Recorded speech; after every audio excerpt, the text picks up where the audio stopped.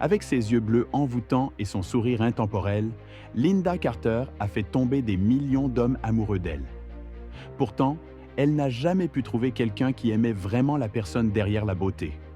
Elle a aimé de tout son cœur et a abandonné des morceaux d'elle-même pour s'accrocher à un mariage qui n'existait que de nom. Des romances éphémères à un mariage plein de cicatrices. Elle a un jour déclaré « J'ai vécu dans un beau château, mais il n'avait pas de fenêtre, pas de sortie. » Ne manquez pas cette vidéo si vous voulez découvrir le côté sombre derrière l'image d'une icône nationale.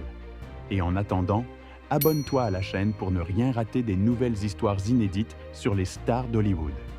Lâche ton like et clique sur la petite cloche. Lynda Jean Carter est née le 24 juillet 1951 à Phoenix, en Arizona, une terre désertique baignée de soleil qui a été témoin de l'émergence silencieuse d'une beauté rare. Avec un héritage mêlant racines américaines, mexicaines et irlandaises, la jeune fille possédait un visage à la fois frappant et doux, une beauté qui rendait difficile pour quiconque de détourner le regard. Dès son jeune âge, Lynda avait une passion pour les arts. Elle se produisait avec des groupes de rock dans des clubs locaux et rêvait toujours de se tenir sous les projecteurs. Cependant, le tournant majeur de sa vie est survenu en 1972 lorsqu'elle s'est inscrite au concours Miss World USA, presque sur un coup de tête. À l'époque, Carter n'était pas un nom familier dans les cercles de la mode ou sur les podiums. Elle n'avait pas d'équipe professionnelle, pas de formation formelle et croyait même qu'elle n'était pas assez mince selon les standards de beauté de cette époque. Ce que les juges ne pouvaient pas oublier cependant, c'était la confiance et la présence de la fille de l'Arizona. Sur une scène remplie d'expressions rigides et de visages lourdement maquillés, Lynda Carter apparaissait naturelle au point d'être audacieuse. De longs cheveux flottants, des yeux expressifs et un sourire qui irradiait l'émotion. À l'époque, les médias ont même spéculé qu'un juge avait changé son vote à la dernière minute juste à cause de son regard. Personne ne s'attendait à ce qu'une fille sans soutien de l'industrie en dehors des centres de divertissement se lève et revendique le titre suprême de Miss World USA cette année-là. Mais ce que peu de gens savaient, c'est qu'après avoir été couronnée, Lynda Carter a refusé la plupart des offres de mannequinat de lingerie et de publicité provocante. Des décisions considérées comme hors marque pour une reine de beauté à l'époque.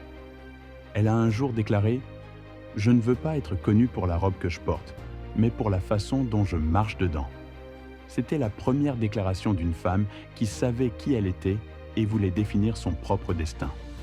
Cependant, ce choix même a conduit Carter à perdre la faveur de certains grands promoteurs. Après avoir remporté la couronne, elle est rarement apparue dans des campagnes commerciales à grande échelle. Certains dans l'industrie l'ont qualifiée de « reine conservatrice ». Mais pour Lynda, cela n'avait pas d'importance car elle avait déjà vu un chemin différent. Pas seulement la scène, mais l'écran. Un endroit où elle pouvait raconter sa propre histoire. En 1975, après une série de rôles télévisés peu inspirants, Lynda Carter a été invitée à auditionner pour un projet dont personne n'avait de grands espoirs, une série télévisée appelée Wonder Woman, produite par ABC. Au début, même Carter doutait d'elle-même. Elle n'était pas une actrice formée professionnellement, n'avait jamais fait de scène d'action, et Hollywood la voyait encore comme une reine de beauté souriante, plutôt que comme une artiste sérieuse. Mais au moment où elle a enfilé le costume avec sa couronne, ses bracelets en argent et sa ceinture de pouvoir, Lynda Carter n'a pas seulement joué Wonder Woman. Elle est devenue la figure même que le monde attendait. Une femme forte, indépendante, séduisante et invincible. Après qu'un seul épisode ait été diffusé, Lynda Carter est devenue une sensation du jour au lendemain. Son nom était partout. Les petites filles suppliaient leurs parents pour des capes rouges et des hommes adultes collaient ses affiches sur leurs murs.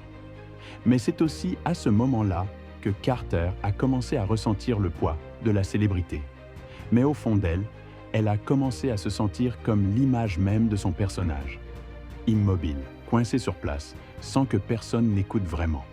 Lorsque la série s'est terminée au début des années 1980, beaucoup croyaient que Lynda Carter percerait au cinéma, que Hollywood ouvrirait ses bras à une icône aussi puissante. Mais ce qui a suivi a été le silence.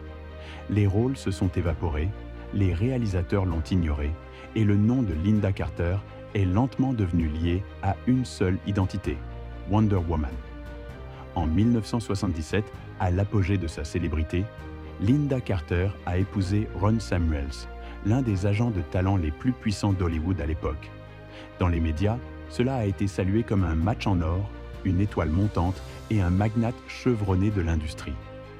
Mais derrière des portes closes, ce qui s'est déroulé n'était pas de l'amour. C'était une dynamique de pouvoir déguisée en mariage.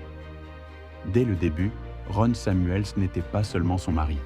Il était celui qui contrôlait chaque aspect de la carrière de Carter. De la sélection des scénarios, à l'organisation des apparitions télévisées, en passant même par la décision de ce qu'elle portait ou comment elle répondait aux questions d'interview, tout devait passer par lui. Elle a un jour dit « Je ne pouvais pas dire quels choix étaient les miens et quels étaient en ses ordres. » Ils n'avaient pas d'enfants, non pas parce que Carter n'en voulait pas, mais parce que leur vie ensemble ne laissait aucune place à une émotion authentique. Lynda a révélé plus tard que Ron insistait pour qu'elle maintienne une silhouette parfaite pour préserver l'image de Wonder Woman, et l'a même découragée de tomber enceinte, affirmant que ce n'était pas le bon moment pour sa carrière. Dans une conversation des années plus tard, Carter a laissé entendre que chaque moment intime ressemblait à une performance où elle était censée être dévouée, alors qu'à l'intérieur, elle se sentait complètement vide. Dans son journal intime, elle a un jour écrit « J'avais l'impression de mentir à côté d'un homme, pensant à des contrats, pas à moi. Chaque jour passait sous des lumières vives et des caméras. Mais la nuit, Carter vivait dans une maison remplie d'un silence étrange, où chaque émotion était échangée pour protéger une image. Leur mariage a duré 5 ans et s'est terminé en 1982. Pas d'enfants, pas d'actifs partagés, pas de véritable connexion émotionnelle. Tout ce qui restait était une femme, plus sage mais plus blessée que jamais. Après avoir divorcé de Ron Samuels, Lynda Carter a juré de ne plus jamais se laisser devenir un produit dans une relation.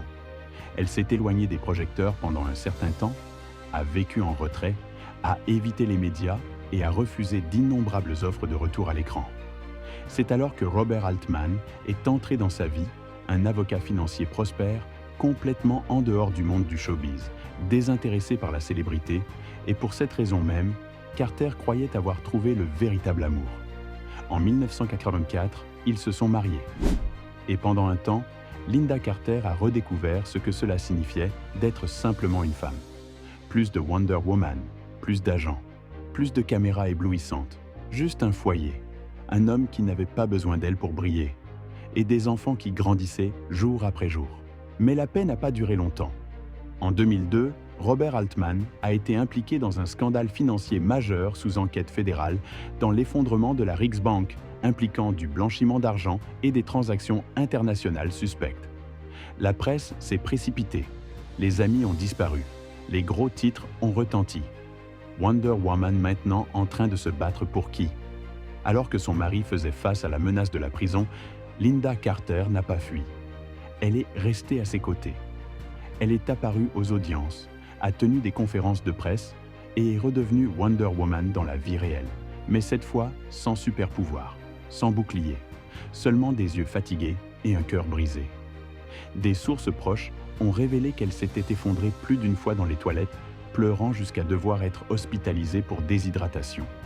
Mais dehors, elle portait toujours du rouge à lèvres, souriait encore et disait encore à la presse « Mon mari est un homme bon, je crois en lui ». Mais cette croyance avait un prix.